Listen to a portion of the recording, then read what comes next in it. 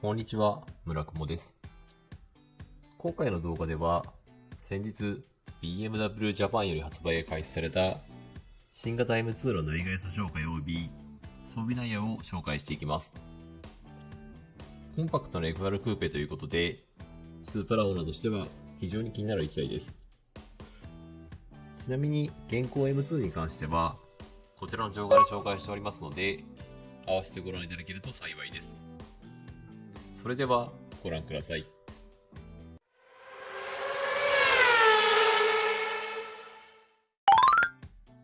まずはグレード体系についてです。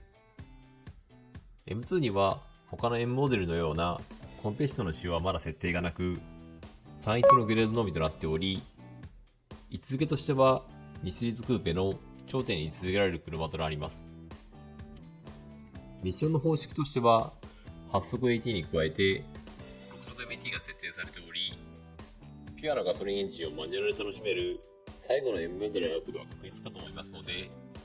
それだけでも価値ある車両であると言えます。車両本体価格は MT、AT ともに958万円からとなっています。続いてパワートレインについてです。M2 には直列6気筒3リッターターボエンジンが搭載されていますが、同シリーズの M240Y とは異なり、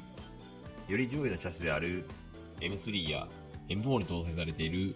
S4 という形式のエンジンが搭載されていることで、最大出力460馬力、最大トルク550ニュートンという圧倒的なスペックを有しています。このスペックのエンジンを M3、M4 よりもコンパクトなボディに FR の駆動方式の組み合わせが与えられていることで、M シリーズの中でもかなり刺激的なものであると言えます。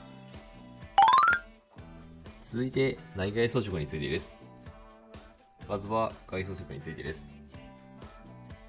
M2 にはご覧の通り計5色の外装飾が設定されており、すべて無償カラーとなっている点が嬉しいところでもありますので、自身の好みに応じて選択可能です。個人的にはもう少し鮮やか系のブルーが欲しかったところですが、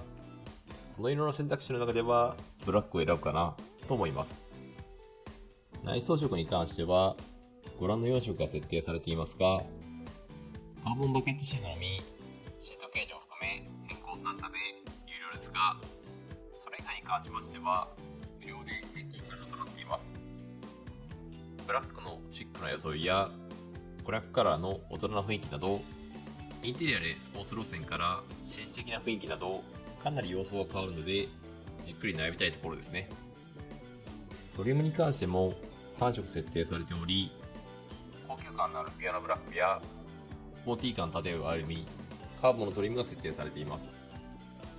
カーボンに関してはカーボンバケットシートなどとセットのオプションになります。外観紹介、まずはフロントフェイスからです。一番の特徴としては、昨今の M モデルに採用されている縦型のキドニーグリルではなく、横長のオーソドックスなものが採用されている点です。正直なところ、縦長キドニーグリルに関しては私自身あまり好みでないため、個人的にはかなり嬉しいポイントであります。このキドニーグリルのデザインに伴い、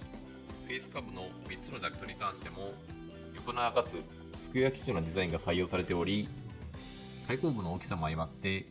非常に迫力あるフロントフェイスとなっています。またライトニットのさらに底場へと広がるフロントフェンダーの膨らみが安定感とこの車の持つパフォーマンスの高さを物語っています。斜めから見てもその印象は変わらず、あえて無機質なスクエア基調のダクトが押し出し感を強調していることがよくわかります。ヘッドライトは対向車や歩行者などを検知し光源するアダプティブハイビーム機能を備えたものとなっており、機能性も兼ね備えたものとなっています。サイドのデザインはこのようになっており、ボディサイズは全長 4580mm、全高 1410mm、全幅 1885mm、ホイールベース 2745mm となっています。先代と比較すると全長プラス 105mm、全高プラスマイナス 0mm、全幅プラス 30mm、ホイールベースプラス 50mm となっており、先代よりも一回り大きくなっており、特にホイールベースが延長されたことによる走りの特性に対する変化は要チェックかと思います。デザインとしては比較的シンプルな面構成となっており、フロント周り同様、ドアパネルの下部に直線基調のボディラインが入っている以外に追加のプレスラインなどは存在せず、幅広なボディを強調するフロントフェンダー及びリアフェンダーの膨らみによって面が構成されており、斜め後ろから見た際のシンプルながら安定感のあるシルエットであることがよくわかります。また、直列のピトエンジンを搭載するためのロングノーズ、ドライバーオリエンテッドなショートキャビンが典型的な FR スポーツカーのシルエットを形成しており、現代では逆に新鮮さを感じさせるものとなっています。ホイールデザインはこのようになっており、フロントが 275-35R19 インチ、リアが 285-30R20 インチの前後異形サイズのものが採用されており、通常がブラックホイールのもの、オプションでシルバーのバイカラーホイールを選択できます。ブラックとバイカラーで結構印象変わります。そのため標準装備であるレッドのブレーキキャリパーとボディカラーと合わせて要検討かと思います。リアのデザインはこのようになっており、M2 のデザインの中ではリアのデザインが最もアグレッシブであるように思えます。特徴的なのは深円形状の4本立ちマフラーがパフォーマンスカーであることを主張しており、1885mm まで拡張されたリアフェンダーが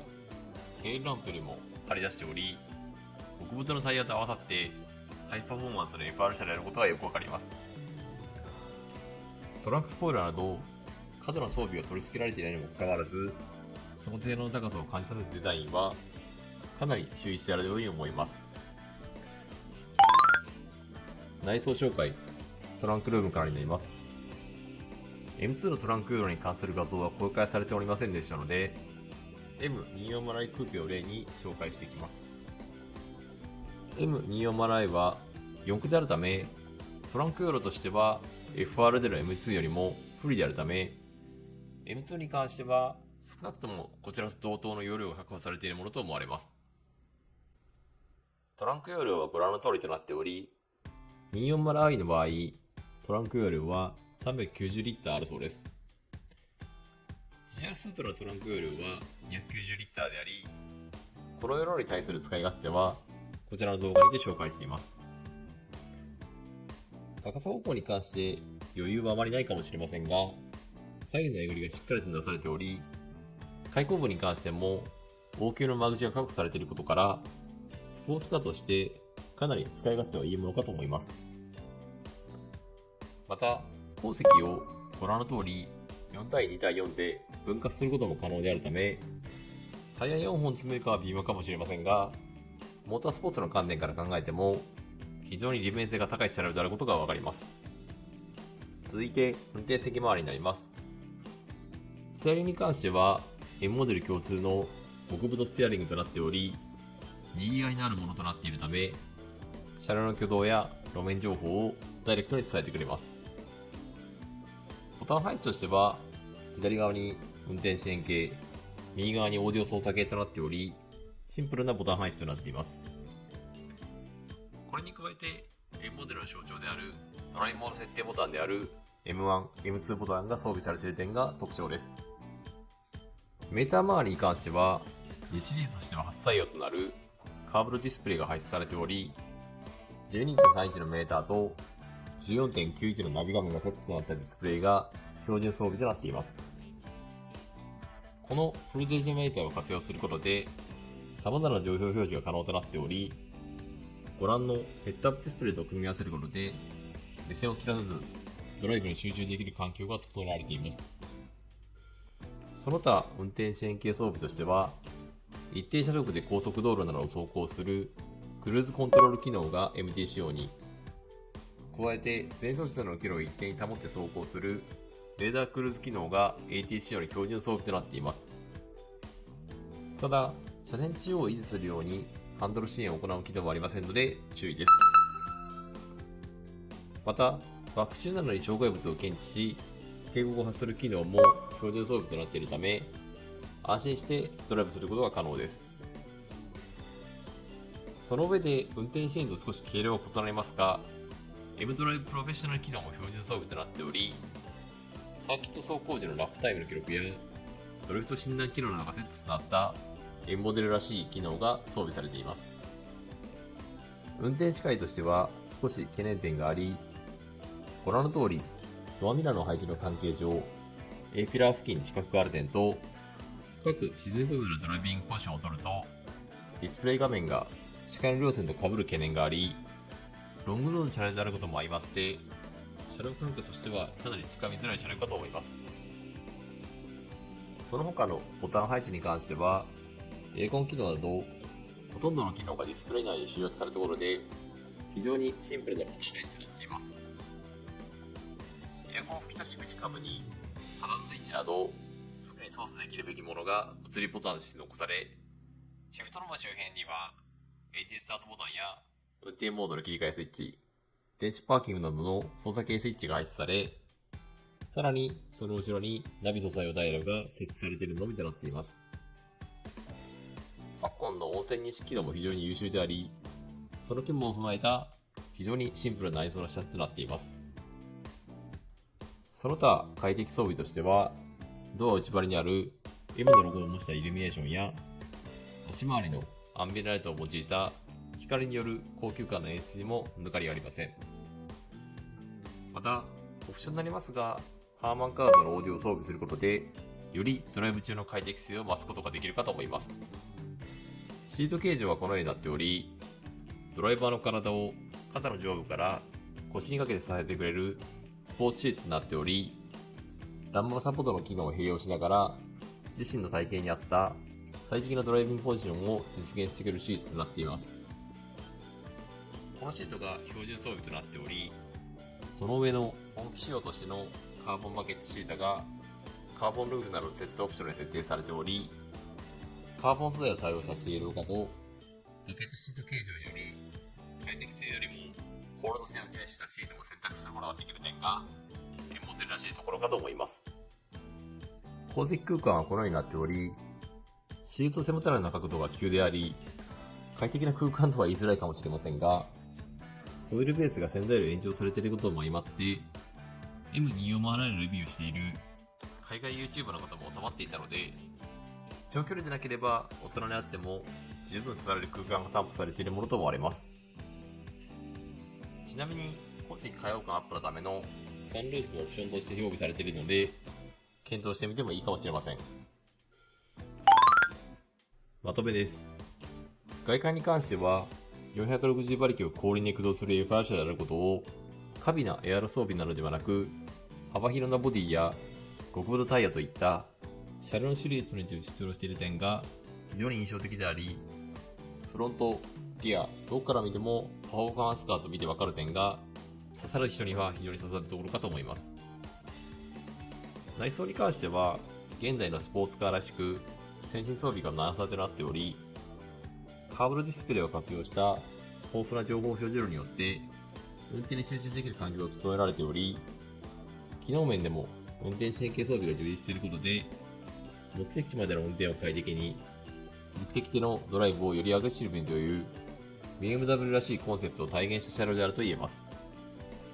今回の動画の内容としては以上となります。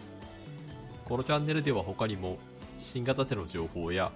愛車のスープラ関連の DIY 情報の発信を毎週行っております。自動車好きの方の参考となる情報を発信していけるよう努めていきますので、動画の高評価とチャンネル登録のほどよろしくお願いいたします。また、動画内で実施してほしい企画などありましたら、コメント欄までよろしくお願いいたします。それでは、ご視聴ありがとうございました。